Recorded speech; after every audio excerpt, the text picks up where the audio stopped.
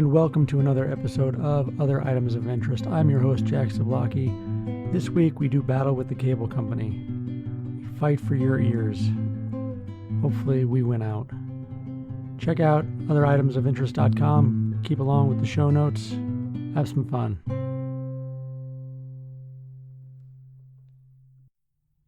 Hey everybody. We're competing with a construction crew outside the studio today. In fact, today is Thursday. Podcast comes out on Wednesday. Couldn't do the podcast on Wednesday because the construction crew, 10 feet outside these walls, were digging up the street. They're down the street today. Don't know if that's going to make a difference, but we'll see. So if you happen to hear any kind of ruckus in the background, it's the cable company. The goddamn cable company. We're going to work through this and see how the show turns out. Yeah, we'll see. On with the show.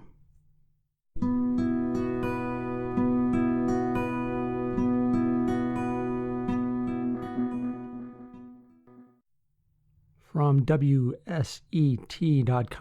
ABC 13 News. Roanoke man catches intruder trying to microwave butter in his kitchen. A local man said he got a rude awakening last week when he discovered an intruder in his house.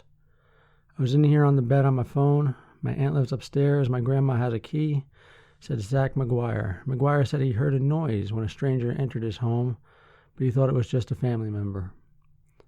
He didn't think too much of the talking he heard coming from the kitchen. I started hearing the same voice. I was like, somebody's in there talking to themselves, he said. Then he realized he didn't recognize her voice. It was a complete stranger. I came flying out here into the kitchen, and she's standing right there in front of the microwave getting ready to nuke my butter. And I told her she butter not, said McGuire. That's a good one. She butter not. When I first read that, I was in tears, laughing. I didn't think I was going to be able to get through this. And I'm talking about it, so I didn't get through this. Anyway, he said he had the woman sit on the floor and called the police. It startled her a lot more than it did me, he said, and she didn't really have a good reaction to it. She just sat down and started crying on the floor. McGuire's Facebook post about it was shared hundreds of times. ABC 13 is waiting for information from the police before releasing the suspect's identity. She was spaced out, delusional, probably hadn't slept in like 2 or 3 days, said McGuire. She didn't know where she was, or she tried to act like she didn't know where she was at. He recommends everyone keep their doors locked and gave some advice for any future intruders and guests. BYOB means bring your own butter, he said. I like this first joke better. It's funnier. Here's a little small-town news from the AP. 120 whoopie pies are missing after fairground booth break-in. Apparently hungry and thirsty vandals have trashed a fairgrounds booth in Maine, stealing 120 whoopie pies and drinking half a gallon of iced tea. John Uni, a director of the Skowhegan Lions Club, tells the Morning Sentinel that a refrigerator full of cookies was also emptied and that plastic gloves and silverware littered the floor. Uni says there's about $1,000 worth of damage or stolen goods. The group discovered the break-in at their Skowhegan Fairground booth Sunday morning and believes it occurred overnight Saturday. Uni says whoever is involved can confess and work off their crime by assisting the club with its volunteer work. A police officer said he could not comment on the investigation. So what, like a couple of stoners ate 120 whoopie pies? And half a gallon of iced tea? Could be. Might be. I'm not laying blame on. I'm not pointing fingers. Seems likely, though. From metro.co.uk, victim gets revenge on milk thief by peeing into bottle and leaving it on doorstep. For the last few weeks, I'm amazed people still get milk delivered. I know it's a thing, but I've never lived anywhere where that's the norm. For the last few weeks, there's been a problem with the milk thief in St. Ives. But instead of wasting police time, IT worker Damon Hudson, 25, decided to get revenge using his own urine and fish oil. think using just one or the other would have been sufficient. He set up a camera in his doorbell to catch the thief in action following the 4 a.m. delivery. Damon said, "My milk delivery means the world to me. My little brother and sister can't function without their cereal in the morning. The person is stopping them from enjoying the morning pleasures of breakfast." It was annoying, not the end of the world, but a wind-up that they feel the need to do this. I've not called the police yet. I've instead gone about it in a different way. He said his milk first started going missing on May 17th. Damon said, "We have a doorbell which has video footage, so I looked through it and found them." He added that he did not want to call the police because they have better things to do than a milk stealer. But after losing out on milk for the second week in a row, enough was enough. Entering the third week, he decided to take matters into his own hands. In a bid to take revenge, he added new ingredients to the milk, fish oil, and his own urine. The milk thief took the bait. Damon said, "Hopefully that's the end. The weirdo deserves it." I wish there was more to the story, but there's not. It just kind of ends that way. And all I can really think of when I'm reading these damn stories today is all the goddamn noise outside. And I'm sorry to harp on it. I don't want to do it for the whole episode. And I know they have to lay their cable or whatever, but fuck the cable company, man. I mean, I don't know an alternative for them to do this quietly. We should go back to the Stone Ages. No more cable, no more podcasts.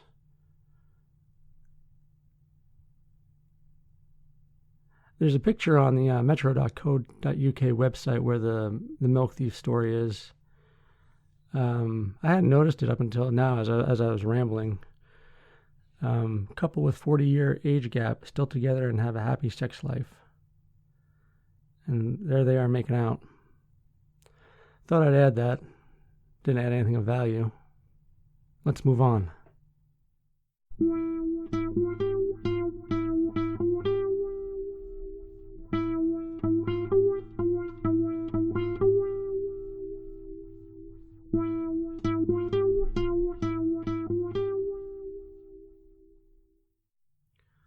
From penlive.com, another alligator found in Pittsburgh, third in a month. I was hoping this was an alligator in the sewer type story. Some just massive alligator found in the sewers of Pittsburgh, like some old 1970s cheesy horror movie starring William Shatner. But it's not, sorry to say. Public safety officials in Pittsburgh report having captured another alligator, the third found in the Steel City in the past month. Do they have a team, Steel City Gators? That would have been an awesome name for a team if they come up with something. I know this finding the gators are a new phenomenon based on this article. But that's a kick-ass name, Steel City Gators. Let's get back to the article. I have some bad ADD today. I'm going all over the place. The whole cable company thing just has me thrown off. Officers responded at about 6:15 p.m. Saturday after a 2.5-foot alligator was found on the porch of a home in the Carrick neighborhood. They were able to get the reptile into a box, and animal control officers then took it to Maine Animal Rescue in Homewood. A 5 to 6 foot long alligator was found Thursday. I can't even speak correctly. I'm tripping over my words. So much noise outside. A 5 to 6 foot long alligator was found Thursday evening in the Beachview neighborhood, and a 3 foot long alligator was captured May 18th at the Southside Riverfront Park. Authorities believe the previous 2 alligators found in the city were discarded pets. It wasn't immediately clear where the third gator might have come from, but police don't think it was related to the earlier cases. That's about it. There's a picture of an alligator in a box with tape around its mouth. Nothing special. If you've seen an alligator before, this is nothing new. Seems like a weird pet to have, an alligator. They're not very cuddly. I guess you could pet them. You can pet anything, really, right? You can pet a rock. Pet your pet rock. And here we have an update from last week. And this is a happy update for once. From CBS4Indie.com, School district planning to fire principal after teacher gives most annoying trophy to a student with autism. That's right. If you did not listen to the show last week, there's a story about end of the school year. I mean, I'm sure this is in the article. But this kid with autism, who's nonverbal, emotional, was given an award of most annoying male by his teacher, his special ed teacher, no less. Let's get to the article because I'm butchering the story. A school district in northwestern Indiana says it's seeking to fire a principal after a special needs teacher awarded an 11-year-old student with autism a trophy naming him the most annoying male of the school year. Not for nothing, I probably could have gotten that award myself in high school. The Northwest Indiana Times reports the update from Gary Community School Corporation Emergency Manager Pete Marikis came Tuesday night during a school board meeting. Marikis says the planned termination of Carlita Royal comes after an internal investigation. The Associated Press sent an email Wednesday seeking comment from Royal. A Bailey Preparatory Academy teacher gave the boy a trophy May 23rd during a 5th grade awards luncheon attended by students, parents, and the school principal. The teacher and 2 others were notified last week that the district will seek to cancel their contracts. Yeah, pretty much in bad taste on the school's part. I don't know what anybody was thinking in this case. Why would you do this? What makes you think it's a good idea or a funny idea or anything else? I mean, the kid is sitting there with his dad. He's nonverbal, emotional, and you're going to give him most annoying male? Pardon my French, but fuck you. I think last week when I did this story, I just called the teacher a total piece of shit. I'm getting a little salty on this show, aren't I? I apologize for that. Let's keep it upbeat and positive, shall we? We shall.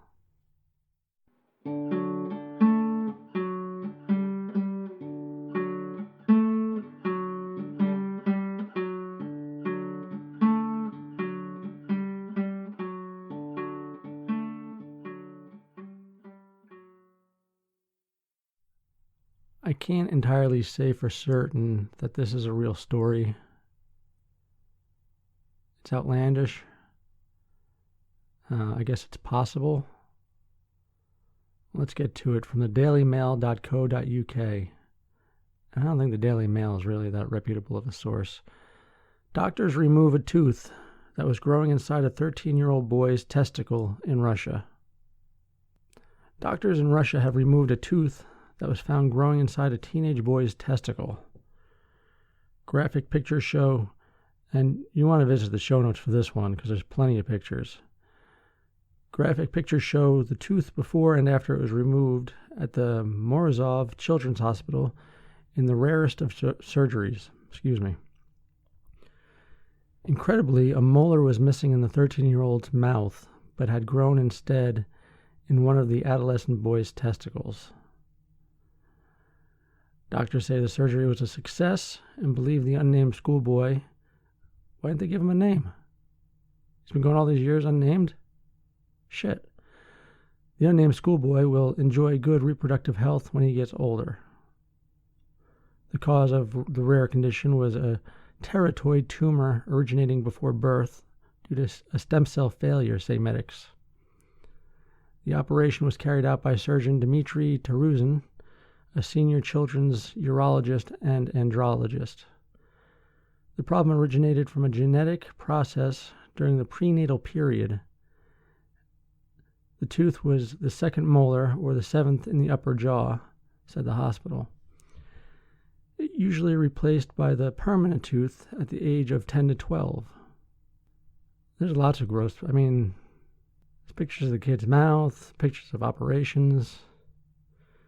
A scan revealed something inside the testicle that looked like renal gravel in the kidneys. That sounds completely unpleasant.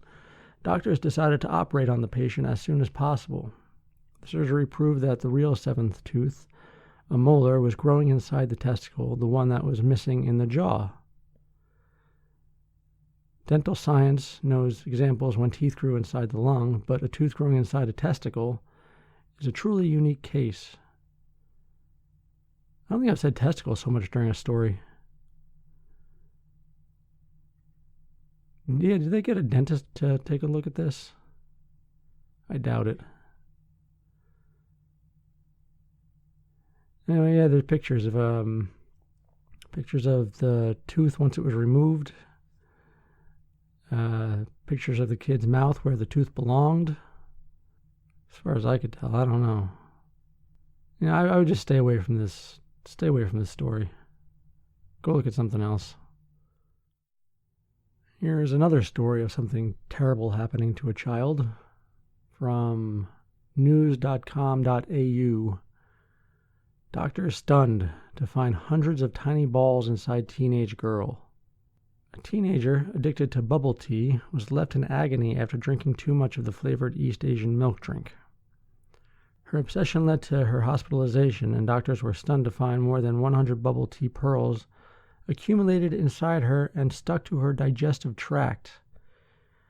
Like many people around the world, the 14-year-old girl known as Xiao Shen loves a sweet milky bubble tea. But the Chinese teen's love of the popular East Asian drink caused her more trouble than it was worth, leaving her in an emergency department bed surrounded by stunned physicians. Bubble tea comes in many different flavors and is usually filled with a large spoonful of tapioca balls called pearls or boba. These black chewy pearls are made from the cassava plant and are often used as food thickener. A report by Chinese media outlet Xiaojing News claimed Xiao Shen complained to her parents of extreme stomach pains late last month. The teen, who is showing signs of severe bloating, also revealed she hadn't experienced a bowel movement for 5 days and was struggling to eat. This sounds very uncomfortable. Her concerned parents raced her to the emergency department of the Zhuji People's Hospital in Zhejiang Province. According to the report, Xiao Shen's doctor, Zhang Laozhen, ordered urgent CT scans of her abdomen, and what he found left him completely speechless. The physician discovered more than 100 tiny granular shadows dotted throughout the teenager's digestive tract, from her stomach, through her intestines, and down to her anus. And they included a picture of the x-ray, and it does not look good. It does not look like the innards of a person that is healthy. Dr. Zhang also noticed his patient had a bulging stomach and asked her what she had been eating recently. A very sheepish Yao Zhen claimed she drank a bubble tea 5 days earlier. But Dr. Zhang concluded the significant mass of pearls stuck inside of her was the result of prolonged consumption of bubble tea. Xiao Shen was prescribed a strong laxative and was able to pass the pearls. Dr. Zhang urged the public not to consume bubble tea pearls as they can be extremely difficult to digest. He claimed many pearls contain food additives, thickeners, and preservatives, making them toxic for consumers. I think that would be the worst, having to pass 100 boba pearls on the toilet. It just seems so unpleasant, 100 of them. You know, give or take however many. I know there wasn't exactly 100, but just having to pass that many, that'd be a nightmare.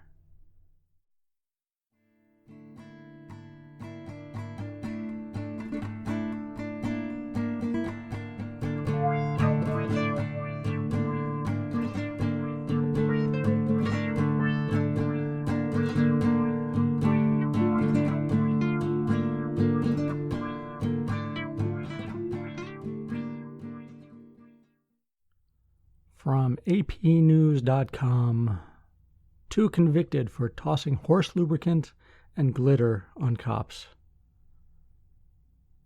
Horse lubricant. 2 Oregon protesters have been sentenced to 5 days in jail for throwing horse lubricant mixed with gold glitter on 2 police officers at a protest. The Multnomah County District Attorney's Office says the defendants were protesting against a rally organized by a right-wing group called Patriot Prayer when the officers asked to see what was in the 2 4-gallon buckets they were carrying. Prosecutors say Robert Majeur and Tristan Romain Mann instead sprayed the slimy liquid on the officers and ran. Prosecutors say the 2 attempted to fist bump in celebration after they were arrested and cuffed in a patrol car. The jury convicted them of harassment and acquitted them of a charge of disorderly conduct. Horse lubricant is a gel used in obstetric and rectal procedures on large animals. In case you didn't know what horse lubricant was. Excuse me. From Boston.com. It looked like a simple domestic murder. Then police learned about the alien reptile cult. And there's a quote right at the top here. And it'll show up again in the article, but it's worth repeating. And the quote is, "When the demon manifested in her, if it was the demon or a lizard, if she had both, a human's no match for that kind of supernatural strength." Truer words have never been spoken. The call lighted up the 911 dispatch center in the early morning hours of July 15, 2017. "My boyfriend had a gun," Barbara Rogers told the operator from a home in Coolbaugh Township, Pennsylvania, about 110 miles north of Philadelphia. "He told me to hold it here, press the trigger. Oh my God, he's dead." When police arrived at the tan double-wide trailer inside, they found Stephen Mineo, 32, dead from a close-range .45 bullet wound in his forehead. Rogers was arrested and charged with her boyfriend's murder. But behind what first appeared to be a simple domestic killing, investigators soon found a bizarre backstory involving an extraterrestrial cult that had swallowed up both Rogers and Mineo. According to the Pocono Record, as Rogers' first-degree murder trial began in March, she claimed in court the couple had gotten into a disagreement with the leader of the cult, who preaches heady stew of alien conspiracy theories, apocalyptic biblical interpretation, and warnings about reptilian extraterrestrials living secretly as humans. Now that's a cult. Rogers claimed a distraught Mineo had placed the gun in her hands and pulled the trigger. She said she did not know the gun was loaded. Prosecutors attempted to strip away the otherworldly elements of the tale. In the end, the jury split the difference, finding Rogers guilty of the lesser charge of third-degree murder. On Monday morning, a judge sentenced her, the 44-year-old, to 15 to 40 years in prison. The sentencing did not sit well with the victim's family. To me, it's amazing that somebody could put a gun to somebody's head, blow their brains out essentially, and a jury finds them guilty of third-degree murder and not first. Jackie Mineo, the victim's aunt, told BRC-TV 13 on Monday. She got a break. She got a big, big break today. Rogers and Mineo were reportedly both followers of Sherry Shriner, who on her website calls herself a servant, prophet, ambassador, daughter, and messenger of the Most High God. According to NewJersey.com, NJ.com, Shriner believes a new world order is threatening humanity, an evil conspiracy hatched by aliens and other evil beings. Where do I sign up? This sounds pretty good. In an interview with NJ.com in July 2017, Shriner denied being a cult leader. "I don't run a cult," she said. "You can turn on my video or turn it off. You can turn on my podcast or turn it off. I don't have a list or membership rule." She has a cult, come on. Mineo reportedly began following Shriner through her online writings and videos in the early 2000s, but his relationship with Rogers eventually put him at odds with the teachings. Shriner told NJ.com she believed Rogers was a vampire, witch, reptilian super soldier. That is a title to want. Vampire, witch, reptilian super soldier. Sounds badass. The split seems to have started when Rogers wrote Facebook posts talking about her cravings for red meat and preference for steak tartare. Schreiner believed red meat was a sign that a person was actually reptilian. There's only certain types of people who crave the raw meat because they crave the blood. Those with the vampire demon in them, Schreiner said in a YouTube video, according to NJ.com. Schreiner told the newspaper she then warned Mineo his girlfriend was possessed. You can check out all of Sherry Schreiner's videos on YouTube. She hasn't updated in about a year. And I only watched 2, but they're not that great. And just a lot of nonsense. When the demon manifested in her, if it was the demon or a lizard, if she had both, a human's no match for that kind of supernatural strength, Schreiner told NJ.com. The one thing I did know, she was no good. After Mineo's death, Rogers reportedly told investigators that, and later claimed at her murder trial, that Mineo began to believe that Schreiner was in fact a reptilian masquerading as a human being. On the night of his death, Rogers and Mineo had been drinking at a bar until 2 a.m. Rogers said the couple had a few drinks but were not intoxicated. Back at home, Mineo suggested they head out to the dark woods and fire his gun. Later, back in the bedroom, still distraught about his falling out with Schreiner and her followers, he pressed the gun to his head, grabbed her hands, and forced her to pull the trigger. Police, however, claimed the shooting was no accident. Before the March murder trial began, the judge asked Rogers if she wished to accept a plea deal for third-degree murder. The defendant declined. However, following the testimony, the jury convicted Rogers of the third-degree charge anyway. According to the Pocono record, in Pennsylvania, unlike first-degree murder charge, a third-degree conviction does not require an intent to kill, though the defendant does have to have knowledge that their conduct was life-threatening. The third-degree conviction also carries a lesser prison sentence with a maximum of 20 to 40 years, which prosecutors requested. The defense, citing her lack of previous criminal record and the fact that she's a mother of 3, asked for leniency. And at the sentencing on Monday, Rogers reiterated her claims that Mineo was truly responsible for his death. I was not in control of the situation that happened, she told reporters. I was not the dominating party in that situation. After the judge sent Rogers away for a minimum of 15 years, prosecutors expressed frustration. We would have liked to see her get more, but we understand why the judge did what she did. Andrew Crockle, Monroe County Assistant District Attorney, told reporters. Mineo's mother was less circumspect. What happened to my son is permanent, Donna Mineo said. Her sentence should be permanent. It was totally unfair. How's that for a story? But for fun, go ahead and check out Sherry Schreiner's videos. Don't join the cult or anything. That's unnecessary. Just check out the videos and have a good laugh. Or cry, depending on your state of being.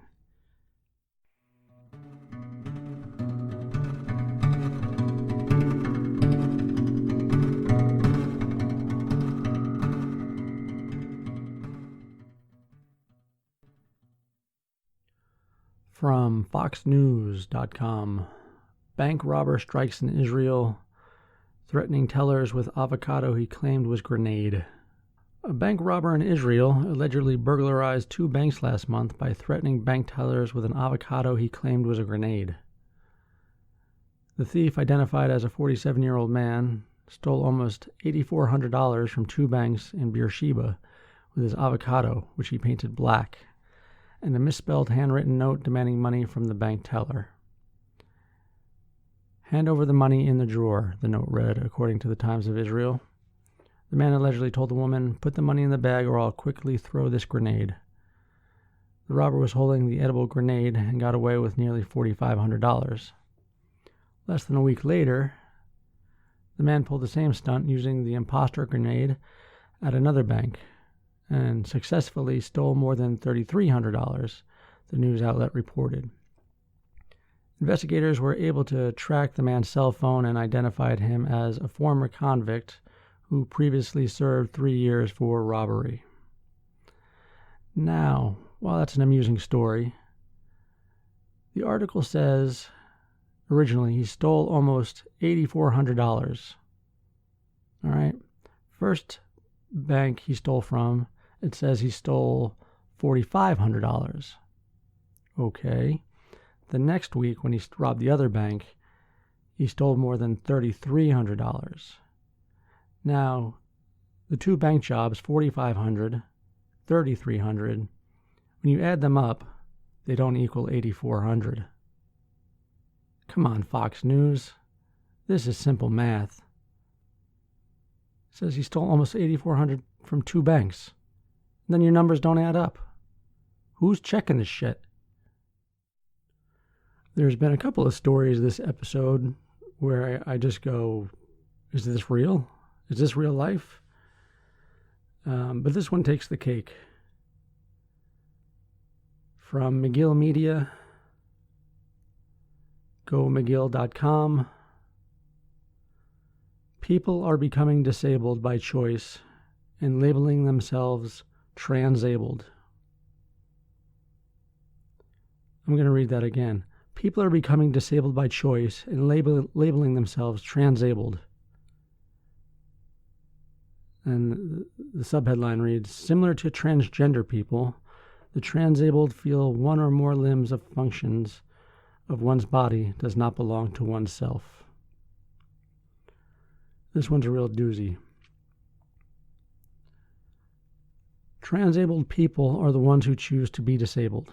Similar to transgender people, the trans-abled feel one or more limbs or functions of one's body do not belong to oneself, and some even go to such lengths that involve illegal surgeries to remove the undesired body part. Professor Alexandra Barrell, a feminist gender and sexuality studies professor and fellow, defines transability as the desire or the need for a person identified as able-bodied by other people to transform his or her body to obtain a physical impairment. This whole article is frustrating. Jewel Shuping, a 30-year-old resident of North Carolina, has BIID, Body Integrity Identity Disorder, and identifies herself as a trans-abled person. Otherwise healthy, Shuping decided to get rid of her eyesight as her wish to become a blind person took over her mind. In 2006, to fulfill this wish, a sympathetic psychologist poured drain cleaner into her eyes, reported Daily Mail. That's really got to burn. Recalling how this idea of becoming blind infested her mind as a child, she said, "My mother would find me walking in the halls at night when I was 3 or 4 years old. By the time I was 6, I remember that thinking about being blind made me feel comfortable." And there are some YouTube videos included, I guess interviews with some of these people. She also tried to blind herself as a child by staring at the sun for hours because her mother had warned her about its damaging effects. By the age of 20, she attained fluency in Braille and pretended to be blind. I was blind simming, which is pretending to be blind, but the idea kept coming up in my head, and by the time I was 21, it was a non-stop alarm that was going off. After learning about her decision to go blind, her family decided to disown... I didn't read this part of the article. After learning about her decision to go blind, her family decided to disown her, but she was constantly supported by her former fiancé, Mike. When there's nobody around you who feels the same way, you start to think that you're crazy. But I don't think I'm crazy. I just have a disorder, she said. I don't want to call anybody crazy, but walks like a duck, talks like a duck. This kind of self-inflicted impairment is also known as amputee identity disorder, as it could occur after a person has undergone amputation or has been paralyzed in a specific region. According to some reports, transability falls under the body integrity identity disorder fragment. During this, the patient shows signs of psychological condition in which they try to physically harm their healthy bodies in order to be deemed disabled. While some argue that it's strictly neurological issue, there are others who believe it's a mental disorder. Professor Clive Baldwin interviewed 37 trans-abled people as part of a study at St. Thomas University in Fredericton. After the interview, Baldwin deduced that the subjects had such a strong desire to be disabled that they tried to create an accident to fulfill their wishes. Chloe Jennings White, a Cambridge University-educated research scientist, desperately wanted to have nothing to do with her legs and has tried to hurt herself on several occasions, reported Daily Mail. When she learned about the steep price of this operation, which could render her legs useless, she said, "I might never be able to afford it, but I know truly and deeply I won't regret it if I ever can." According to reports, this research scientist believes that both of her legs don't belong on her body and cannot wait for the dream of being wheelchair-bound into a reality. "Something in my brain tells me my legs are not supposed to work. Having any sensation in them just feels wrong," she said. The Cambridge graduate shares that she was just 4 when she found out that she was different when she went to visit her Aunt Olivia, who had leg braces due to a bike accident. "I wanted them too. I wondered why I wasn't born needing them and felt something was wrong with me because I didn't have them," she expressed. Since childhood, she performed many stunts to get rid of her legs, but they were dangerous enough to kill her. "Doing any activity that brings a chance of me becoming paraplegic gives me a sense of relief from the anxiety caused by the BIID," she said. And there's pictures of her, too, in a wheelchair and out of a wheelchair. My friends and family can get a little worried about me skiing. No shit. As they know, I ski very aggressively, and they know that in the back of my mind, I actually want to get paralyzed," she added. In 2009, she suffered a 75-mile-per-hour car crash and could not remember anything 15 minutes prior to the impact. Police have ruled out the possibility of deliberate action, but she worries that she might have subconsciously wanted this to happen. Now she spends most of the time on a wheelchair, but gets up whenever she had to perform tasks like getting out of the car. "Anytime when I'm driving, I sort of conjure up accident scenarios in my mind where I will become paraplegic," she confessed. Do not get into the car with this woman. Obviously, not everyone can wrap their head around the concept of trans-able people and feel they are diverting the attention away from disabled folks, particularly disabled trans folks. There's a lot of tweets of arguments between people and these people that want to be trans-abled. Jeez. Somebody says she's making a mockery of trans people and those who are physically disabled. I guess there's going to be some backlash going on. I mean, you have a perfectly good body. Might as well take care of it, right? Right? It's my bit of advice for the day. We're going to go out on that. Take care of your body. And that is that. This has been Other Items of Interest. I've been Jack Zablocki. If there's ever an audience I have to spend time with, it would have to be you. Come back next week. In the meantime, check out otheritemsofinterest.com. Email us at otheritemsofinterestpod@gmail.com. And we'll see you again next week, folks. We'll miss you. Bye-bye.